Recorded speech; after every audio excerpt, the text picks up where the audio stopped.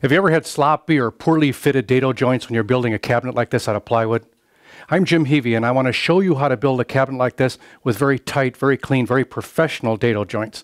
And it's easy to do using a technique with a router and a special bit. Let me show you how to do it.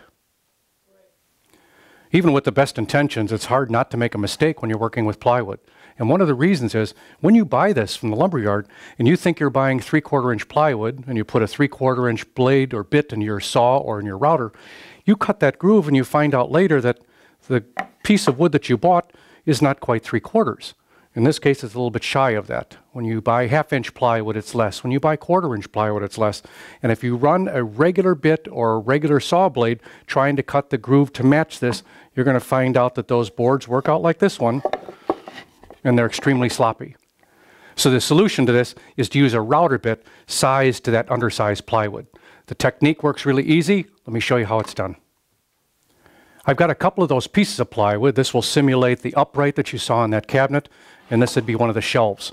And the technique is using a router with a guide and using one of those bits sized for undersized plywood to make that perfect groove in here. You'll see what I'm talking about. The key to this technique is in the router bits. And we've got a 1/4 inch, 1/2 inch, and 3/4, and yet they're sized to actually cut a groove that will comply with these thinner plywoods. So in this case, we've got 3/4 inch plywood, so I'll be using the 3/4 inch plywood bit. These are a little bit different in that they've got an upcut and a downcut action to them. So that combination shearing, both from the bottom up and from the top down, provides a type of compression that not only leaves a nice clean bottom, but also leaves a really nice clean top. I'm going to put this in the router, we'll lay it up next to a straight edge, and we'll make a pass, and you'll see how clean a pass that can be. Bits in the router all ready to go. I've actually lowered that bit in the base here to about the third the thickness of this wood. It's just a good idea. In this case, if it's almost 3/4, I want that to be almost 1/4 of an inch deep. I've set a fence on here that I'm going to run up against with my router that's set at the area that I want to provide that groove. And all I'm going to do now is put on my glasses and my hearing protection and run a pass through here.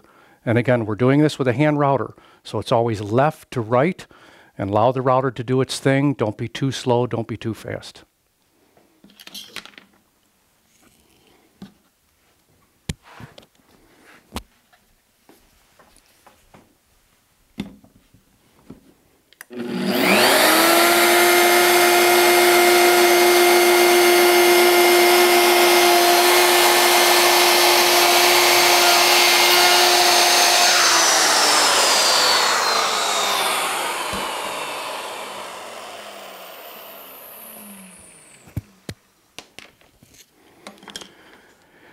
This is a result of that route.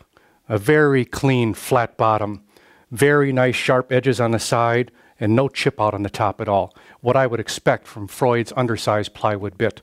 Works really well. What a great way to put a set of shelves together. Try it, you'll like it.